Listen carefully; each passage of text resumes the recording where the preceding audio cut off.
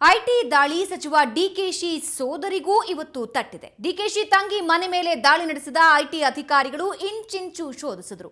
ಅಲ್ಲದೆ ಡಿಕೆಶಿ ಮಾವನ ಮನೆ ಹಾಗೂ ಆಪ್ತ ಸುನಿಲ್ ಕುಮಾರ್ ಮನೆ ಮೇಲೆ ದಾಳಿ ನಡೆಸಿ ದಾಖಲೆಗಳನ್ನ ವಶಪಡಿಸಿಕೊಂಡಿದ್ದಾರೆ.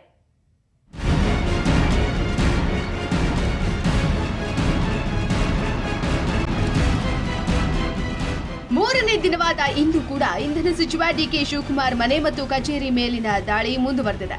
ಇವರಷ್ಟೇ ಅಲ್ಲ, ಡಿಕೆಶಿ ಅವರ ಸಂಬಂಧಿಕರನ್ನು ಐಟಿ ಅಧಿಕಾರಿಗಳು ಬೆನ್ನಟ್ಟಿದ್ದಾರೆ.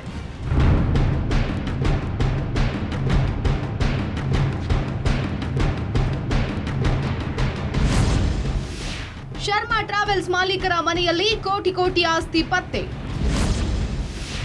8 ಲಕ್ಷ ನಗದು, ಕೋಟ್ಯಾಂತರ ರೂಪಾಯಿ ಮೌಲ್ಯದ ಚಿನ್ನಾಭರಣ ವಶ. ಡಿಕೆ ಶಿವಕುಮಾರ್ ಆಪ್ತ ಶರ್ಮಾ ಟ್ರಾವೆಲ್ಸ್ ಮಾಲೀಕ ಸುನಿಲ್ ಮನೆ ಮೇಲೆ ದಾಳಿ ನಡೆಸಿದ ಐಟಿ ಅಧಿಕಾರಿಗಳು ಸುಮಾರು 48 ಗಂಟೆಗಳ ವಿಚಾರಣೆ ನಡೆಸಿದರು. ಮನೆಯಲ್ಲಿ ಇರುವ 16 ಲಾಕರ್ಗಳನ್ನು ಓಪನ್ ಮಾಡಿ ಲಾಕರ್ನಲ್ಲಿ ಇಟ್ಟಿದ್ದ ದೇನಾ ಬ್ಯಾಂಕ್, ಆಕ್ಸಿಸ್ ಬ್ಯಾಂಕ್ ಹಾಗೂ ಎಸ್ಬಿಐ ಬ್ಯಾಂಕ್ ಖಾತೆಗಳನ್ನು ಜಪ್ತಿ ಮಾಡಿದರು.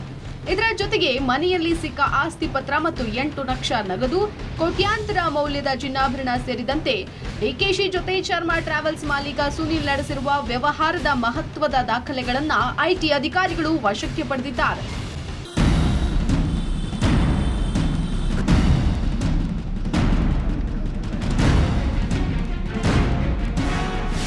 ಇನ್ನೊಂದೆಡೆ ಐಟಿ ಅಧಿಕಾರಿಗಳು ಬೆಂಗಳೂರಿನ ಶಂಕರಮಠದಲ್ಲಿರುವ ಡಿಕೆಶಿ ಸಹೋದರಿ ಪದ್ಮಾ ಅವರ ಮತ್ತೊಂದು ನಿವಾಸದಲ್ಲಿ ದಾಖಲೆಗಳನ್ನು ಪರಿಶೀಲನೆ ಮಾಡಿದ್ರು.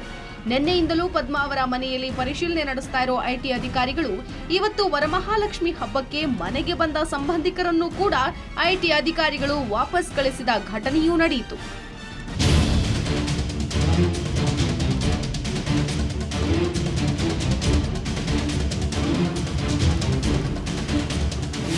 ಇತ್ತ ಮೈಸೂರಿನಲ್ಲಿ ಡಿಕೆ ಶಿವಕುಮಾರ್ ಮಾವ ತಿಮ್ಮಯ್ಯಗೆ ಸೇರಿದ ಆಸ್ತಿಪಾಸ್ತಿ ಐಟಿ ಅಧಿಕಾರಿಗಳು ಜಪ್ತಿ ಮಾಡಿದ್ದಾರೆ.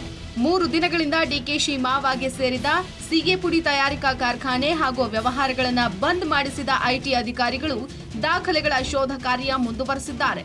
ಇವತ್ತು ತಿಮ್ಮಯ್ಯ ಮನೆಯಲ್ಲಿ ಮೈಸೂರಿನ ಮರ್ಚೆಂಟ್ ಕೋಆಪರೇಟಿವ್ ಬ್ಯಾಂಕ್ನ 3 ಸೀಕ್ರೆಟ್ ಲಾಕರ್ಗಳು ಪತ್ತೆಯಾಗಿದ್ದು, 3 ಸೀಕ್ರೆಟ್ ಲಾಕರ್ನಲ್ಲಿದ್ದ ಲಕ್ಷಾಂತರ ಮೌಲ್ಯದ ದಾಖಲೆಗಳು ಐಟಿ ಅಧಿಕಾರಿಗಳ ವಶಕ್ಕೆ ಪಡೆದಿದ್ದಾರೆ.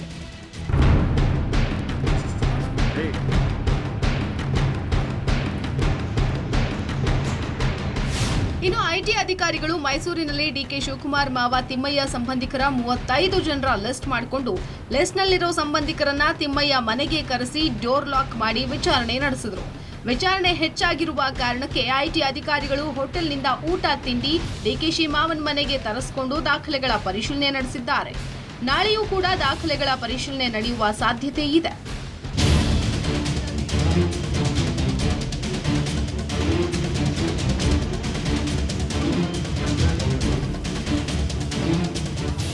ಒಟ್ನಲ್ಲಿ ಇಂಧನ ಸಚಿವ ಡಿಕೆ ಶಿವಕುಮಾರ್ ಆಪ್ತರ ಮನೆ ಮತ್ತು ಸಂಬಂಧಿಕರ ಮನೆಯಲ್ಲಿ ಬಗಿದಷ್ಟು ಆಸ್ತಿ ಪತ್ತೆಯಾಗ್ತಾ ಇದೆ.